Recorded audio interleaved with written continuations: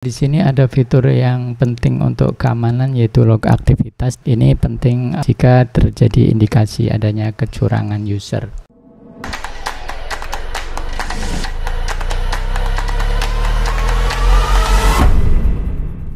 Ya, ini adalah tampilan dari program toko IPOS 5 versi profesional, di mana menu-menu utamanya tertera di sebelah atas. Ini ada master data, di mana ini digunakan untuk mencatat data-data master seperti daftar barang, kemudian daftar pelanggan, daftar supplier, dan sebagainya. Kemudian ada menu pembelian, ini untuk menginput pembelian, kemudian pembayaran hutang, kemudian retur pembelian, ini ada di sini. Kemudian penjualan, ini untuk mencatat penjualan. Di sini ada penjualan untuk kasir seperti minimarket, bisa juga digunakan untuk penjualan dengan cetak faktur atau penjualan back office. Kemudian di sini ada menu perakitan, ini digunakan untuk memproduksi barang atau paket barang, membuat paket barang, bisa juga di sini ada fiturnya. Kemudian ada menu persediaan, ini untuk manajemen stok ya, misalnya ada stok opnam, kemudian atau ada produk yang sudah rusak kemudian dikeluarkan dari stok, itu ada di sini. Kemudian ada menu akuntansi, ini digunakan untuk manajemen keuangannya, misalnya untuk posting biaya-biaya operasional, kemudian input penyusutan atau memindahkan uang antar kas atau bank, ada di sini. Kemudian juga ada menu buku besar di sini untuk memeriksa mutasi dari tiap perkiraan ya. Kemudian laporan di sini banyak sekali, mulai dari laporan master sampai dengan laporan keuangan. Di sini yang penting ada laporan penjualan, ini berbagai analisa penjualan ada di sini.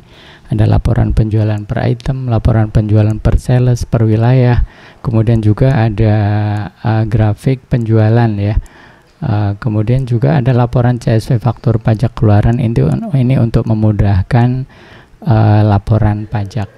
Kemudian ada juga di sini laporan hutang, laporan piutang, ada laporan persediaan ya. Kemudian ada juga di sini laporan keuangan ya, laporan keuangan di mana ada neraca dan laba rugi, ada juga grafiknya.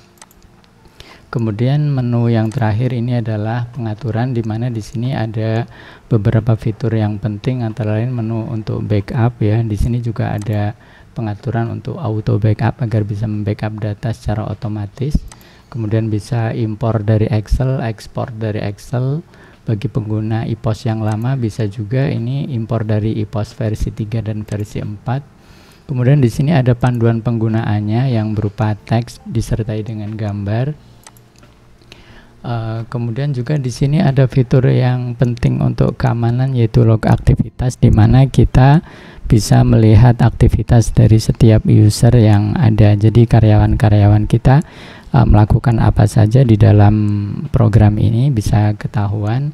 Ini penting jika terjadi indikasi adanya kecurangan user. Kemudian di sini kita bisa memanage hak akses user ya. Ini di sini misalnya administrator ini adalah yang paling tinggi, sehingga dia berhak masuk ke semua menu dan bisa membuat transaksi baru, mengedit, bahkan menghapus. Tetapi juga bisa mengatur hak akses kasir, di mana kasir hanya bisa mengakses menu-menu tertentu. Kita bisa mengubah hak akses ini sesuai dengan kepentingan kita. Oke, demikian review dari program IPOS 5 versi profesional.